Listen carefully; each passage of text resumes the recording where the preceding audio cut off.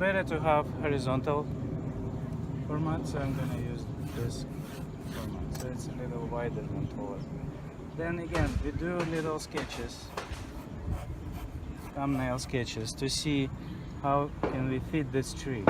And the basic shape of this tree is a rectangle, and rectangle is kind of in a horizontal way, so it's a little wider than tall.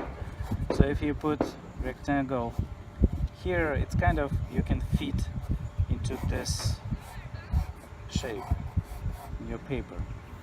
And then you break the shape of the tree into major parts. Obviously it has the foliage part and the trunk. And the trunk, if you measure, it's about the same as the foliage. So if you break this rectangle in half, the half part is the foliage and it takes the whole thing. And the trunk is gonna go, you see, the major direction this way. So it's about, what, like 15 degrees tilt. So this is shape of the tree right here. And it has the shadow. So in a small thumbnail sketch we can figure out the size and where to place it in a piece of paper. Then we go to the bigger size. So we see the distance margins on the left and on the right. So okay, we have these margins here, here, here, and here. This is our box in which we have to fit our tree. Half of the box is the foliage. Lower part of the box, the trunk is gonna be. So then when we look in the foliage, it's not, of course, it's not rectangular, it has its own shape. And as you can see on the right side, it's kind of like a oval shape or bean shape that kind of almost goes like this, right? This is one part. And on the right side you have another, yeah, it's like 8, you can say, but this part is a little smaller. And it has this curve on the bottom. And the trunk, if you look at it, the bottom of the trunk is about on this level. So again, as we draw still lifes, the same way we're gonna draw landscapes. So we have to compare, we have to measure each part and see how they relate to each other. Starts here and then it tilts in this direction, this way, and then about 1/3 from the bottom right here, it separates into 3 branches. So one branch major that continue the same movement is this one, but it's a little thinner. Then it changed direction this way. Then it separates into 3 more branches this way, or 2 branches, and one is of the 2 branches that separates again. So another branch from this point goes in the other direction on the left. Then it turns again to the right. So you kind of compare these directions of trunks, and then it turns again this way to the left to about this point, and here it again changes direction. One part goes up this way, another part a little higher this way. And then you compare these branches, how they cross each other. Then another branch from here, from the same point, goes half curve kind of to the right, then changes direction, and you can see the difference in angles. So this tree is less tilted, this one, I mean the branch, is more in this direction. So you change direction more. So that's how you compare, and kind of you have to see kind of negative space as well. And when I look at the negative space, I see this branch is too far from the trunk. It has to be color on the sun. But as it goes back a little farther away, it has cooler hue. So I'm gonna add a little bit of blue in it, and as it gets closer, I'm gonna add more yellow ochre.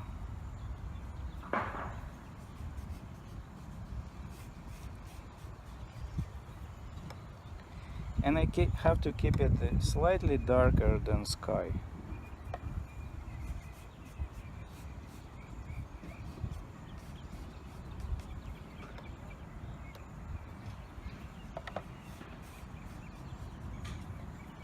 So remember, in tonal perspective, whatever is farther away gets cooler hues, whatever is closer gets warmer. And I'm using this also. So at this stage I'm not concerned about exact shape or anything. I can work on it later. So now I have sky, I have grass, and I have flowers on a tree. Oh, and I have a trunk too. So now I can work on a background. So the first stage of the painting is just black, everything white. So I kind of figure out the relationship of all areas. So in general, background is pretty dark around the tree, except the open area between trunks. So I'm gonna start with that open areas, and they are darker than trunk, even though they're light. They looks like light, but if you compare it with the trunk, they're darker. And again, I'm not gonna paint all details there. It's just a general kind of blocking. Okay, now I can go back to painting the tree. So if I analyze the shape of the trunk, part of the trunk itself is like cylinder. So it has light areas and dark areas, the shadows, but also it has drop shadows from the foliage, which, like, this part of the trunk is fully in the shadow, but some areas of the branches on the sun. And also I have to kind of figure out the tonality of the trunk as well.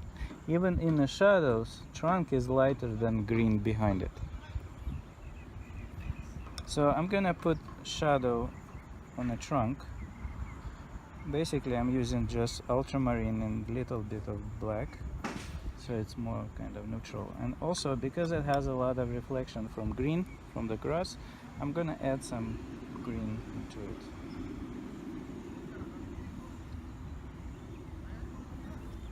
So this area is in the shadow.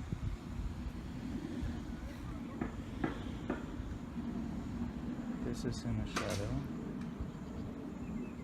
This is shadow. This, the bottom. And this is only on the bottom. The shadow, then drop shadow. Okay, now I can go back to painting the tree. So if I analyze the shape of the trunk, part of the trunk itself is like cylinder. So it has light areas and dark areas, the shadows, but also it has drop shadows from the foliage, which, like, this part of the trunk is fully in the shadow, but some areas of the branches on the sun. And also I have to kind of figure out the tonality of the trunk as well. Even in the shadows, trunk is lighter than green behind it. So I'm gonna put shadow on the trunk. Basically I'm using just ultramarine and little bit of black, so it's more kind of neutral. And also because it has a lot of reflection from green, from the grass, I'm gonna add some green into it.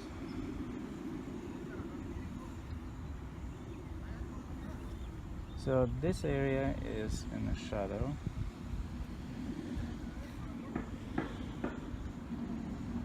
This is in the shadow. This is shadow. This, the bottom. And this is only on the bottom. The shadow, the drop shadow, more kind of warmer colors into it in the half tone area.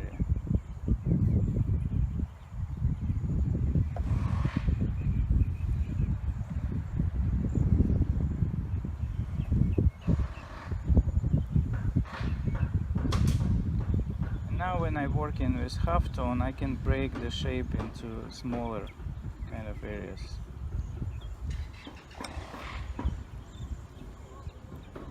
This part. And that color is just a little more purple, reddish kind of, yeah. Is that warmer? But on the bottom I want to keep it light, so it's still kind of... And I can add more warm colors into foliage of the tree as well.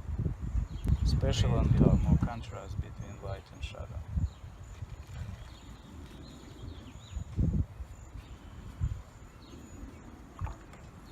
And that's it.